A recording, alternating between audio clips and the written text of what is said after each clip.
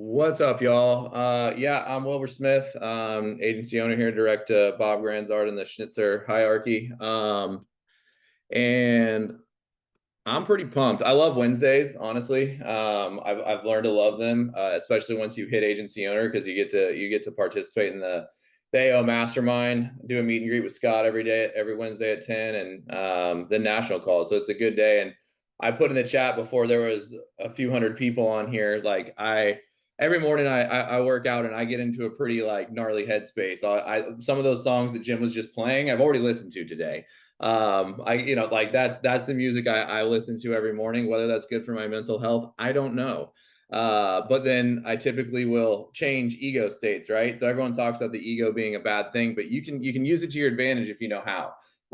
So I can go from that to like completely zen, then back into this. So I'm pretty pumped. But today I've got a good call. I think there's things in life that they come across your plate and you can either ignore them or you can use them to your advantage, right? And recently, we talk a lot about personal development here, and I think if you're newer and you've never been exposed to that terminology, it can get kind of wonky, and you're like, "What the hell is everyone talking about all the time?"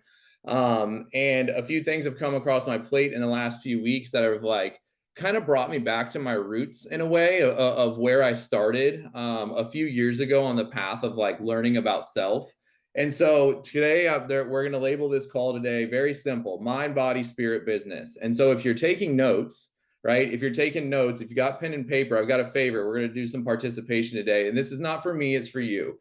If you've got pen and paper, I would love for you to draw like a very simple cross or a T, right? Just make sure and make it big enough where in the quadrants you can take a couple bullet point notes.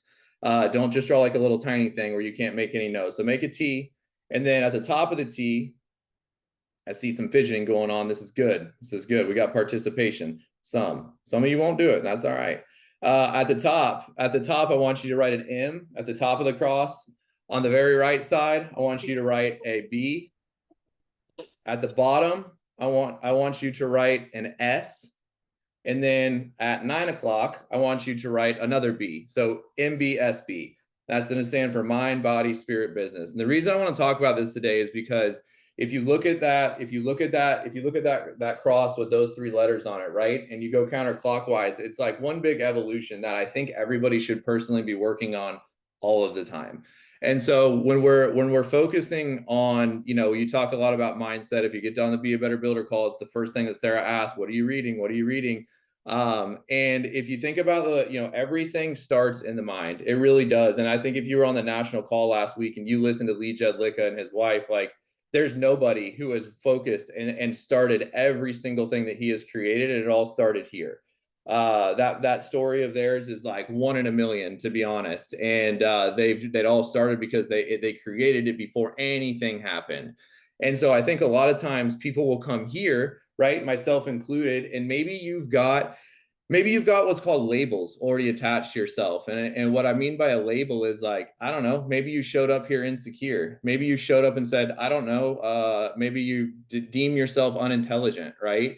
Maybe you deem yourself an imposter for some reason. And sometimes we get these labels put on us, not that they're not even handed to us directly, right? I mean, intentionally. Maybe you had a coach, a parent, a brother, uncle, aunt that said something to you one day, and you internalize it so heavy that you actually made it part of your inner being and part of your inner dialogue. And so you show up in somewhere like this to a new territory, and you have to be able to like, you've got to be able to express yourself in a way and be able to learn, but you've got these labels in front of you that messes with your mind, right? And so from like a practical standpoint, like in that one of those quadrants, I want you to think like, what's a label that I've attached to myself accidentally? Nobody means to call themselves stupid. Nobody means to call themselves lazy. Nobody means to call themselves unorganized, right? But you do it, right? Is that hitting for anybody? Like put a 1 in the chat if on a daily basis you find yourself saying something that you sure as hell wish you wouldn't be talking to yourself. Exactly. And I'm not unique to this, by the way, not at all. You can ask, there's a few people on here you can ask. I got a wild brain. It takes a lot of work to keep this thing at bay. I can tell you that. So write a couple things down in that top right quadrant, like where is something that, and if you find yourself with a label, right, what is something contrary to that? So that's going to be the action item. It's like, okay, if I maybe say I'm unintelligent, how can I switch that belief, right? And maybe it's you're going to start saying something to say, hey, like I can do X, I can do Y. And that it will start. If you listen to anything that Christy Dole, I love when she talks. I can get down on some stuff that she talks about, right? Because I understand that. I know that I have to constantly rewire my brain to get somewhere. And so the second quadrant, right, the body, the B, the second B, like what are you doing daily to use your outer being to get better? And now this doesn't mean that you've got to go lift crazy heavy weights, right? This doesn't mean that you've got to go and run 100 miles. This doesn't mean that you have to, just anything to do with the body. Now, if you know my background, right? If you know my background, I worked in behavioral health for a decade, specifically in the recovery space. And a lot of times, unfortunately, when it comes to addiction treatment or really any mental health, our society, and this is not to step on toes, I'm just giving you, this is my point of view of what I've experienced over a very long time. So a lot of times when people are trying to get better from a mental health or a substance abuse standpoint, they want to go see a physician because they think there's going to be some sort of medical fix to their situation, right? Fact of the matter is, it's that you can get that holistically. You can get that organically. If you actually lift, if you take like an SSRI, which is, like your typical antidepressant, whatever, we work with clients every day that take them, right? You can get the same pharmaceutical concoction by going and lifting weights. You can get the same pharmaceutical concoction by going and running 2 miles. It's going to release dopamine, serotonin, all of those same things that those medications are designed to do. So you can do it yourself, right? And so when somebody is new in like the mental health or addiction space, that's one of the first things that I do. And I have worked with hundreds of men specifically in that realm. And the first thing that I will always suggest is go out and move your freaking body. Go lift some weights and see what happens. And while you're also doing that, we're going to be working on these other quadrants, right? And I've never met anybody who is mad at themselves for being in shape either. I've never met anyone mad to say, I've never met another dude who's like, yeah, I can bench 225. I'm pissed about it. I don't think Christina Watts is pissed that she's about to go run 20, whatever the hell a marathon is, 26-1, 29 or something, right? I don't think she's mad that she is about to go and accomplish that this weekend, right? And for all the other dads out there, if you're in car line and there's a car in front of you, behind you, the guy that's stronger than you, like, come on, go show your kids what's up, right? Go show them that you're the actual Superman. And so on the body part, right? And here's the thing. What you can do with your body is a direct reflection of how your mind operates. And I'm going to give you an example of this. Back in 2021, I decided I was gonna compete in a powerlifting meet. I've done weightlifting, kind of powerlifting style my whole life, unintentionally. I just enjoyed like those main lifts. Went to a gym, I saw some guys lifting and they were all doing this powerlifting meet. And I was like, oh, I can do that. Like I'm hitting those numbers like right now. Right. And so I decided, all right, I'm going to skyrocket through this. I've got X amount of time to be able to start. And some of you have heard me tell this story, but I kept going back into training and like I was trying to add more weight and I wasn't getting anywhere. Like the next few weeks, I was actually going down in my volume. And if you don't know what a powerlifting meet is, there's the 3 main, right? There's bench, deadlift, and squat. And I asked for help. I'm like, this is weird. I talked to another guy. He's like, oh, dude, here, let me give you this spreadsheet. It's this formulated spreadsheet. You put in your numbers now. It's going to give you a 6-week training protocol. You want to know what it was? It was a freaking spreadsheet. If you know me, you know what I hate? Spreadsheets. If Bob's on here, he knows I hate spreadsheets. Honest to Bobby knows I hate spreadsheets. And so I'm like, you're telling me I got to bring a spreadsheet into my gym? This sucks. But I was willing to take the advice and I did it. And all of a sudden, I was breaking through plateaus. Now, here's the thing about the mind when it comes to of how pushing yourself from a physical standpoint is a direct correlation of how powerful the brain is. So the thing I was scared to do the most was going in squat. My ego, I was totally fine on bench. I'm like, that's my natural lift. I've got that all day. Deadlift, I'm like, that's pretty easy too. I know I can pull something heavy. Squat though, I'm not designed to squat. My legs are like 9 feet long. I'm 6 foot tall, but my legs, I'm pretty sure are meant to be on someone who's like 6'4". And I don't have I got chicken legs, right? And so I was insecure about going and hitting these numbers. And so I started working. I was already working with a coach, a personal development coach, and a mindset coach. And he gave me this visual exercise to do. He gave me this visual exercise to do for the 2 weeks leading up to that event. And every single day, yeah, Trevor, freaking top heavy. Every single day, I did the same meditation. I visualized myself inside of that squat rack, de-racking the thing, going down, lifting through it. And so the day that it came, the day that the power lift, the meet came, I walked into that thing and it was like everything disappeared. There was nobody there. I saw the judge right in front of me sitting in his chair. All the music was gone and it was just me in this bar. And I hit the first one fine. You get 3 attempts. I hit the first one fine. The second one fine. I was feeling good. I had a handler, a friend of mine who like the handlers who goes and tells the judges like, hey, these are the weights he's putting on. And he didn't tell me what he was putting on for my third attempt. I already knew I hit my goal in the second one. So I was like, if I fail the third, like we're cool.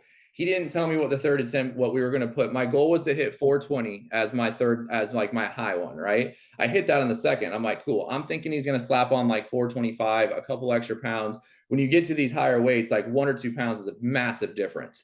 And so I go in and I have no idea what's on there. I wasn't counting the plates because they're like the powerlifting ones. They're kind of confusing, honestly. And so I go in there, I up and down, super easy. I'm like, dude, why didn't you put more? He was like, bro, that was 441 pounds. I went 21 pounds over what I was anticipating, like what my goal was. And that's not because yeah, sure, there's a physical element to it, but that's because of what I trained myself to do. Now, you want to know what I didn't train on mentally was bench. So I went in for my third attempt on bench and my mind, like I left and I went for an attempt that I've hit like dozens of times and I missed it. And so I'm telling you this because what you focus on will grow, right? What you focus on in a positive light will grow. So on that, like on the physical side, like what is there something that you can do that correlates to make your mind a little bit stronger? What is something that you can push yourself to do to be able to have those two running parallel with each other? And then the third section, right? Like on the spirit side, and this isn't like a denominational type of thing. This isn't about religion or anything. It's just get it, like you can put it as religious, as mindfulness, spirituality, meditation, whatever it looks like for you on the spiritual side to be able to get closer and connected to your inner self and the outer world, right? And so when it comes to that, like as an example, that going back to what I just kind of shared with you guys, I don't think if I wouldn't have been able to have some sort of practice on a daily basis to be able to get closer to that, I would never have been able to hit that. And I can tell you, I've watched a lot of people within here, within this group specifically, decide that, hey, I'm going to start practicing X, Y, or Z on the spiritual side, and things get better, right? Things get better. And when you have some sort of ritual, some sort of daily practice, yeah, somebody just dropped that. When you would, and it's not so much about like, what are we doing inside of those routines? It's just that you have a routine, right? Like, it's just the fact that you can count on yourself to show up for certain things. And so whatever, and now what it ties in, how does that tie into symmetry on the spiritual side? This is where belief is birthed.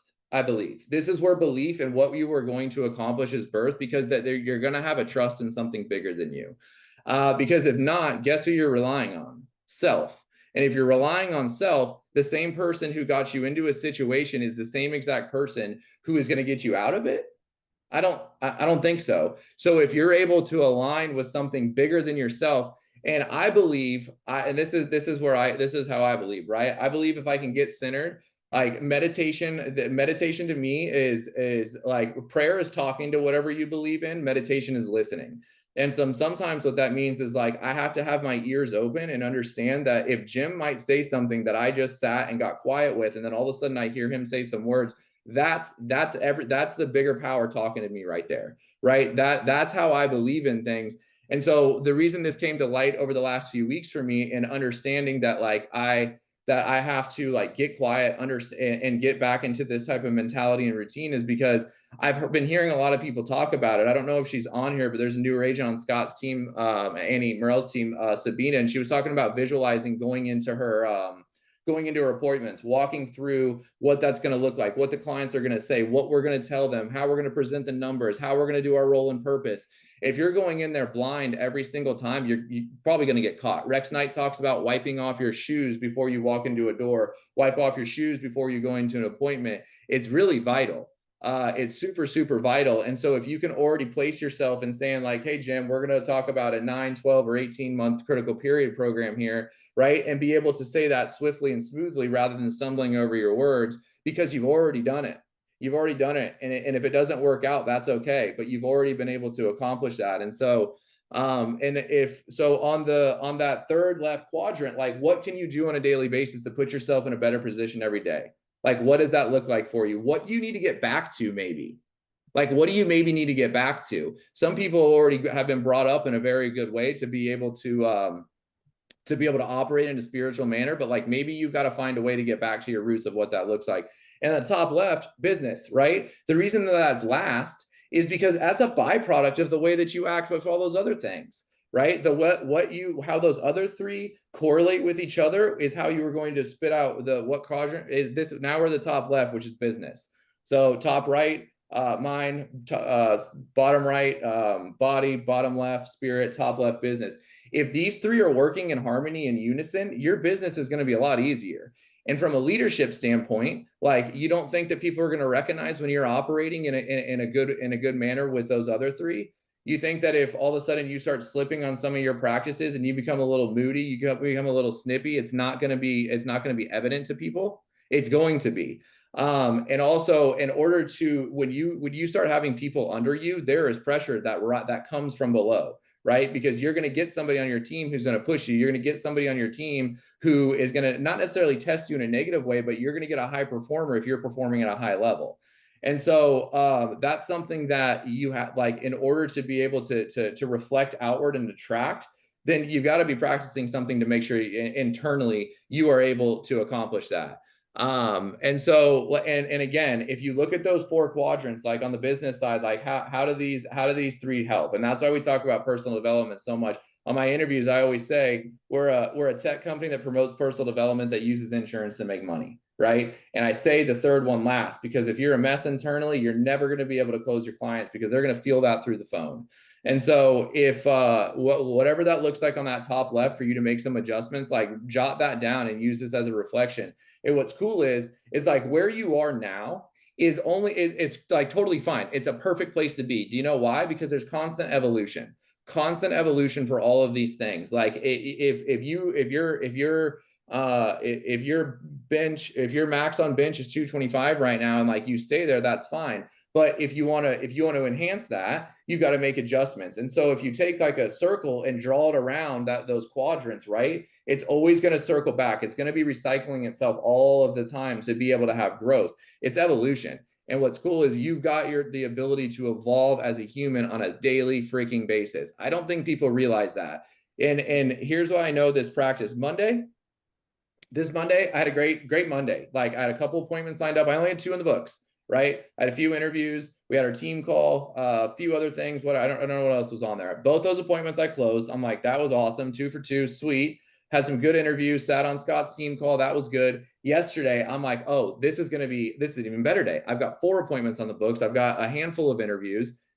I went 0 for 4 yesterday on those appointments. 0 for 4 really pissed me off at the end of the day. I had a moment and I was like, but you know what? I also used to pray to have 4 appointments in one day, right? And if you listen to Josh Manzano yesterday in the top producer call, like he talked about, make sure you're also sharing the heart, like the days that aren't perfect. It's really cool to say, oh, I went 2 for 2 on Monday, but yesterday, yeah, like I went 0 for 4.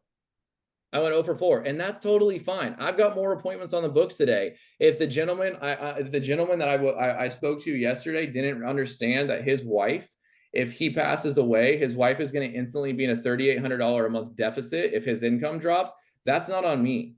That's not on me to understand. You think that they hung up the phone and that wife wasn't looking at him like, you just screwed me, right? Like we could have put this plan in place, but he didn't see the value in that. And that's not on me.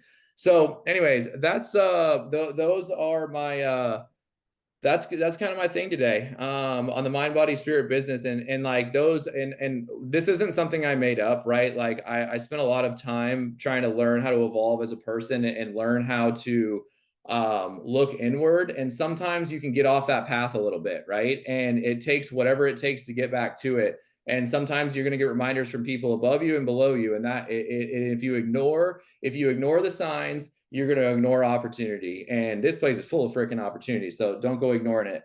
But yeah, hopefully that helps somebody today. Use that quadrant as like a self-evaluation to see like where you're at right now, where you can improve. And again, we're talking about micro improvements. You don't have to go change your whole entire life to be able to do this. We're talking about micro improvements will compound and build over time. So anyway, that's what I got, Jim. I appreciate this platform as always. I freaking love it here. So yeah.